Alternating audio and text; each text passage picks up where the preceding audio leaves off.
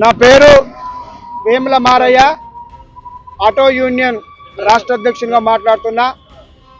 ఈరోజు దేశంలో ప్రజాస్వామ్యాన్ని ధనసామ్యంగా మార్చి సామాన్యులకు ఎన్నికల్లో పోటీ చేసే అర్హత లేకుండా చేసిన నేటి తరుణంలో మరి తమిళనాడు టీవీకే అధ్యక్షులు విజయ్ దళపతి గారు మరొక సామాన్య అట్టడుగు వర్గాల బిడ్డలకు మరి కారు డ్రైవర్కు ప్రత్యేకించి ఆటో డ్రైవర్కు మరి ఎమ్మెల్యే టికెట్ ఇచ్చి వాళ్ళను మరి శాసనసభకు పంపించే సందర్భంగా మేము తెలంగాణ రాష్ట్ర పక్షాన వారికి ప్రత్యేకమైన ధన్యవాదాలు తెలియజేస్తూ మరి నాచారం ప్రాంతంలో ఉన్నటువంటి మరి వైజయంతి ఆటో స్టాండ్ దగ్గర తన ఫోటోకు ఆటో కార్మికులందరం కలిసి పాలాభిషేకం చేసి యావత్తు తెలుగు రాష్ట్రాలు ప్రత్యేకించి తెలంగాణ రాష్ట్ర పక్షాన మరి ఈరోజు పాలాభిషేకం చేసి విజయ్ గారికి ధన్యవాదాలు తెలియడం జరిగింది.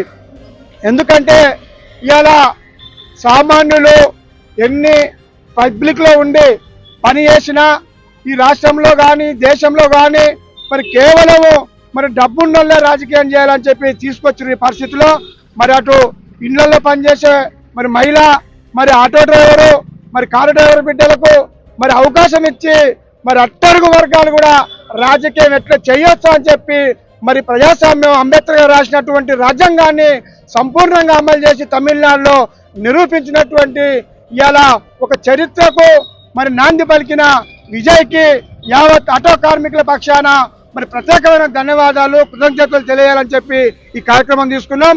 అట్లనే మరి ఈ రాష్ట్రం సంబంధించి కూడా ఆటో కార్మికులు అనేక ఇబ్బందులు కూడా ఎదుర్కొంటున్నారు.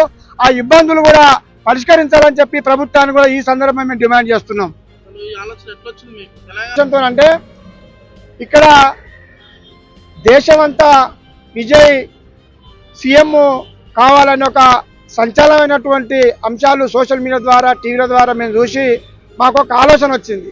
ఏం ఆలోచన అంటే అసలు దేశ చరిత్రలోనే ఇప్పటి వరకు ఏ రాజకీయ పార్టీ కూడా ఒక సామాన్యులకు, ఒక ఆటో డ్రైవర్కు మరి ఎమ్మెల్యేని చేసిన సందర్భాలు ఈ చరిత్రలో మాకున్న అవగాహన మేరకు ఎక్కడ చూడలే.